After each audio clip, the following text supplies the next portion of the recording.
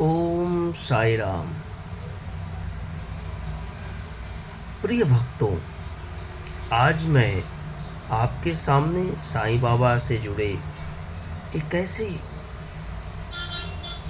वृत्तांत को लेकर आया हूँ जिन्हें शायद आप सुने होंगे या नहीं भी सुने होंगे।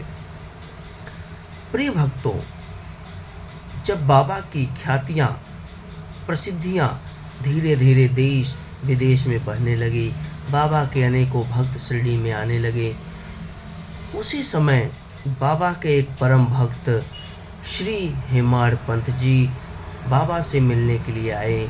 और कई बार आने जाने से मिलने के बाद हेमाड़ पंत जी इतने बाबा से लगाव कर बैठे कि उनके अंदर एक इच्छा जाग उठी कि बाबा के जीवन चरित्र को किताब में लिख करके एक ग्रंथ की तरह क्रमबद्ध कर देना चाहिए।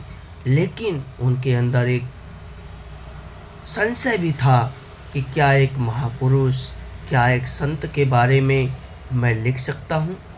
ऐसा न हो कि लिखने के बाद लोग मेरे ऊपर हंसे। तब उन्होंने क्या किया, बाबा के पास गए और बाबा के पास बैठे बैठे संकोच मन से उन्होंने कहा, बाबा अगर आपका आदेश है तो मैं आपके विषय में लिखना चाहता हूँ, आप मुझे आज्ञा दीजिए बाबा। तो बाबा कुछ मिनट तो शांत रहें। उसके बाद बाबा ने कहा, मेरे बारे में अगर तुझे लिखना है तो तुझे अपने अंतःकरण की जो सारी दुष्ट बुद्धियाँ हैं, दुष्ट कृतियाँ हैं, उसको छोड़ के मेरे शरण में आना होगा। और जब तू दुष्ट कृतियाँ छोड़ देगा तो मैं तेरे अंतःकरण में स्वयं प्रकट होके अपनी जीवन लीला का वृत्तांत लिखूँगा और क्रमबद्ध करूँगा। तो बाबा के सामने हेमाड़ पंत जी नतमस्तक हो गए और अपने अंदर की दुर्बुद्धियाँ को, अपने घमंड को, अपनी जितनी भी त्रुटियाँ थी उसको निकाल करके बाबा के चरणों में बैठ गए।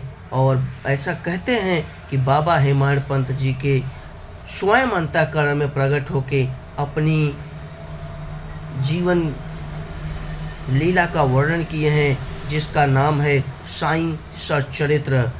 अगर आप लोग नहीं जानते होंगे और जानते होंगे तो भी सुन लीजिए। साईं सच्चरित्र हेमाड़ पंत जी ने बाबा के आदेश के बाद और बाबा के अंतःकरण में प्रवेश करने के बाद ही लिखा। ऐसे गुरु कहाँ मिलते हैं, ऐसे ईश्वर कहाँ मिलते हैं जो अपने भक्तों की इच्छा को पूरा करते हैं। इसीलिए कहता हूँ, अपने बाबा के चरणों में पड़े रहिए और बाबा से आशीर्वाद लेके प्रतिदिन काम करते रहिए। ओम साई राम, ओम साई।